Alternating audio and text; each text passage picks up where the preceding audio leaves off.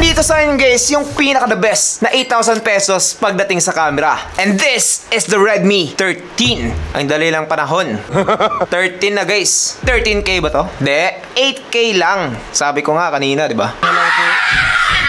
Eto ay meron ng 108MP super clear camera with 5030 mAh battery, which is malaki. Hotdog! Immersive 90Hz display ay meron na din to. Kaya naman titingnan natin kung sulit nga ba talaga siya sa kanyang presyong 7,999 for the 8256GB na variant. Diba? Malaki na yun.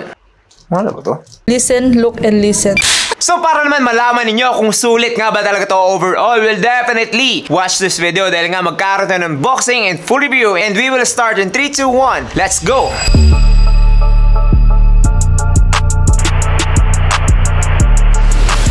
Hey, what's up guys? I am JP and this is JD TV. Now, taking a look at this box, kung makikita naman ninyo guys, red na red dito, white, and with your favorite Google Apps pa rin yung nakalagay dito. So, para hindi nyo talaga makalimutan na meron pa rin silang Google. Ngayon, kapag in-unbox naman natin to guys, ang unang bubungad sa atin dito is yung kanyang mini box, which is Redmi by Xiaomi. Kapag in-open naman natin to, ang bubungad sa atin dito is yung kanyang SIM ejector pin, and after that, ang kanyang mga paperworks. At yung paborito ko syempre, yung kanyang jelly case. Now, dito naman tayo sa medyo exciting na part. Yeah, boy. Yung kanyang mismong smartphone, of course. Just look at that. Diba? Maganda ba? Okay lang. Oh, sige! Ngayon, dito naman sa ibaba guys, meron tayong Type-C cable dito. And lastly, yung kanyang 33 watts fast charging adapter. So far, yun lang naman. Wala tayong earphones dito na kasama. Pero okay na to para sa akin. Sana all! Hindi, wow. So, eto nga guys, si Redmi 13 sa kulay na blue. Meron ka pa iba't ibang choices katulad na lamang ng Midnight Black, Pearl Pink, and Sandy Gold. Bakit nga ba ito yung pinili ko? Well, di ko rin alam. As you can see here at the back guys, napakasosyalin talagang tingnan netong phone na to. Kaso nga lang medyo glossy siya, kaya naman mga fingerprints and smudges ay paboritong paborito talaga to. So at the end of the day, madali siyang madumihan. That is why it is very useful to use this case. Pagdating dito sa kanyang build quality, itong phone ito ay merong glass front, glass back, and plastic frame. Yes guys, kung narinig nyo yun, so sa halagang 10,000 pesos below ay meron ka ng glass back na type of smartphone, which is okay na talaga. At the bottom na dito po yung kanyang microphone, Type-C port, at yung kanyang speaker grills. Dito naman sa kanyang right side nakalagay yung kanyang volume rockers and yung kanyang power button / fingerprint scanner. Dito naman sa kanyang left side nakalagay yung kanyang SIM card tray na pwede tayong maglagay ng either 2 SIM card or naman 1 SIM card plus 1 SD card. At the top nandito po yung kanyang 3.5mm port and yung kanyang IR blaster. So yung IR blaster nito guys is used as a remote. So pwede nyo nang gamitin as a remote control etong phone na to sa inyong mga devices like TV, radyo, and marami pang iba. One thing I really like about this phone is that meron na siyang IP53 water and dust resistance. So yung mga talsik ng tubig guys, tubig na galing sa paghugas ng plato, eh wala na yung problema with this phone. Pero yes, wag nyo siyang ilulubog, kundi patay talaga kayo. Para sa akin guys, gustong gusto ko talaga yung likod nitong phone na to dahil nga meron siyang dalawang camera dito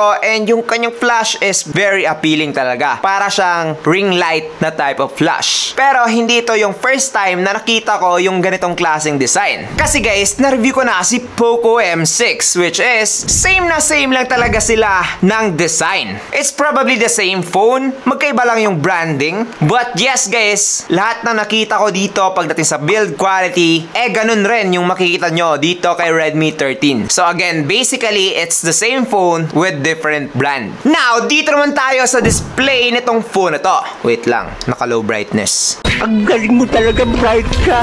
As you can see guys, ang ganda diba? Punch hole, maliliit yung kanyang bezels. Because, isa talaga si Redmi or Poco pagdating sa mga magaganda talaga yung display when it comes to their smartphones, even though budget lang. O di kaya man yung mga mura lang. Yung iba kasing brand, eh kailangan pa ng 15K pataas para mas maganda yung display. Pero dito guys, maganda na yung display. It has 6.79 inch IPS LCD display with 90Hz Hz refresh rate, and 1080p Full HD Plus resolution. Protected na rin pala to ng Corning Gorilla Glass, kaya naman guys, hindi kayo basta-basta mag-worry kapag nabagsak nyo to ng accidentally. Hindi siya madaling masisira. Hindi rin to madaling magasgasan, kaya naman overall guys, when it comes to the display of this phone, gustong-gusto ko talaga yung kanyang protection and yung kanyang quality. Ngayon, kung makikita naman ninyo, ang ganda talagang manood ng mga movies, videos, and other contents with this phone. Mabilis din siya dahil nga meron na siyang 90Hz refresh rate, pero at this time, at this moment, napakarami ng mga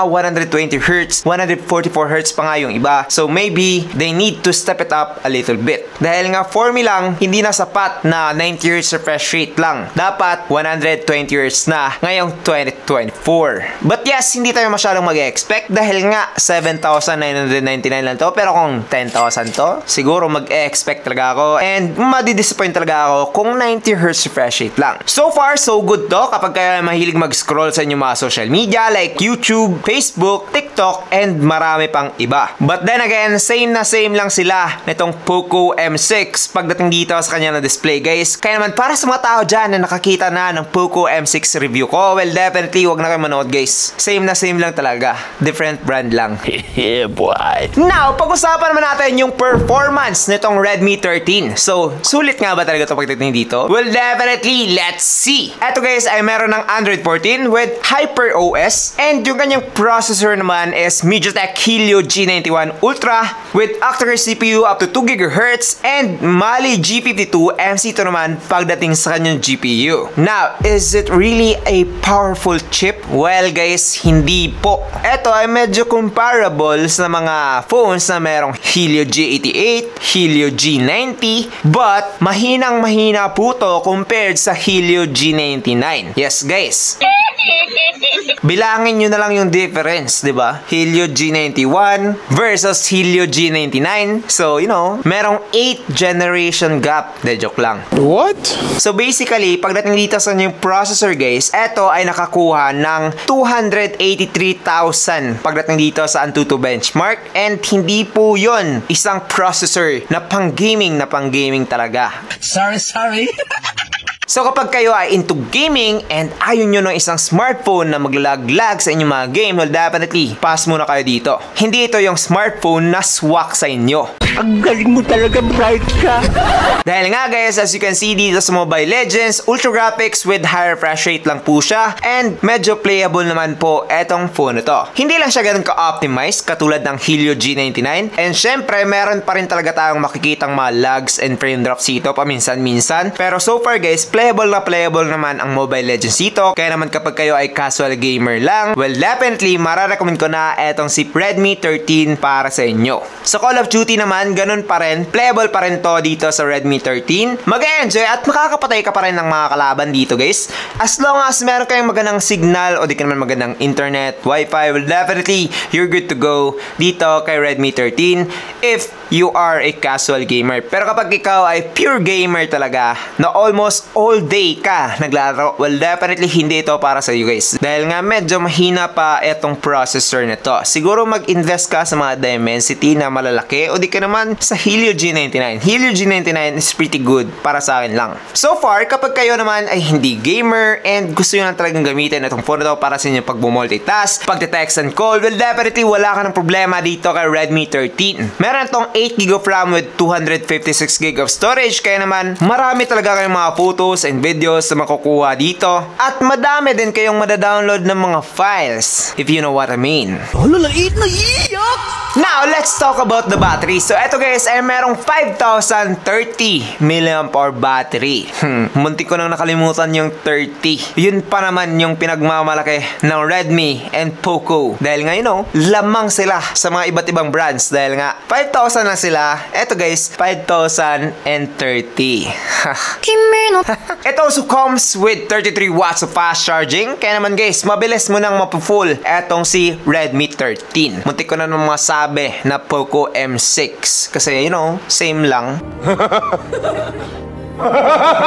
But yes, around 1 hour and 20 minutes and you're good to go dito kay Kita nyo yun?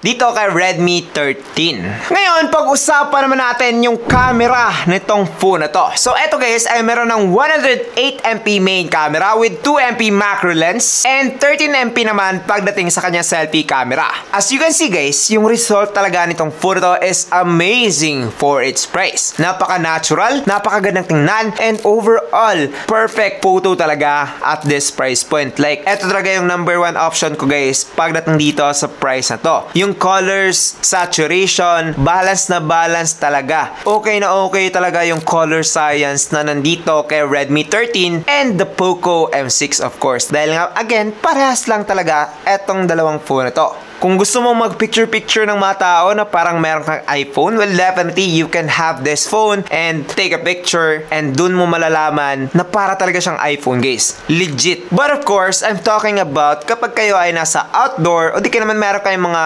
natural source of lighting. Hindi yung nasa indoor and, you know, mga dark places. Magaling kasi talaga mag-process ng picture etong si Redmi 13. Now, ganun pa rin naman yung masasabi ko pagdating sa kanyang selfie camera. Kaso nga lang guys, 13MP lang siya, so medyo mas low quality lang siya, pero ganun pa rin pagdating sa kanyang color science. Ang ganda pa rin talaga ng nakukuha at napaprocess sa photo ng Redmi 13. Legit. Kumpletong-kumpleto na yung feature nito guys. Meron siyang time-lapse video, photo, portrait, night mode, and 108MP. So kumpleto ricados na talaga yung camera nitong Redmi 13 guys, and at this price point, this is definitely one of the best, if not the best, na na-review ko below 8,000 pesos. Now, sa video naman guys, etong photo ay makakakuha na ng 1080p at 30fps, both main camera and selfie camera. And ngayon, try natin. So, this is the video quality using the Redmi 13. So, ano sa tingin nyo guys? Okay ba? Comment down below. Ngayon, try naman natin yung kanyang selfie camera. Now, eto naman yung kanyang selfie camera guys. So, ano sa tingin nyo? Okay ba? Comment down below. Parang maputi ako dito. Hindi siya masyadong, you know, natural talaga. Dito naman sa kanyang video quality guys, decent lang. Hindi siya ganun kaganda, hindi rin siya pangit, pero decent lang yung result nitong Redmi 13. Pero sa photos guys, I think na wala nang makakatalo dito sa photo to. That is why para sa kanyang camera, bilib na bilib talaga ako dito kay Redmi 13. The best camera phone that you can get ngayong 2024 below 8,000 pesos. Legit. Overall, recommended ko ba etong si Redmi 13? Well, definitely yes. Especially kapag focus ka lang sa pagkukuha ng mga pictures sa inyong mga friends, sa inyong mga loved ones. Well, definitely you can have the good photos with this phone. Especially na para siyang iPhone talaga. Kung gusto mo yon. Ngayon, kapag gusto mo naman yung other things, like pang gaming talaga, malakas ng processor, well, definitely, hindi mo yun makukuha dito sa phone na to, so pass ka muna. But so far guys, gandang-ganda talaga ako dito. Maganda yung kanyang build quality, maganda yung kanyang display, okay na rin. And talagang okay na okay naman yung kanyang camera. So, para sa akin, recommended ko na itong si Redmi 13 for the price of 7,999 sa kanyang 8256 gig na variant. So I guess that's pretty much it for this video. I am JP and this is GTN TV. Thank you for watching and God bless. Bye bye.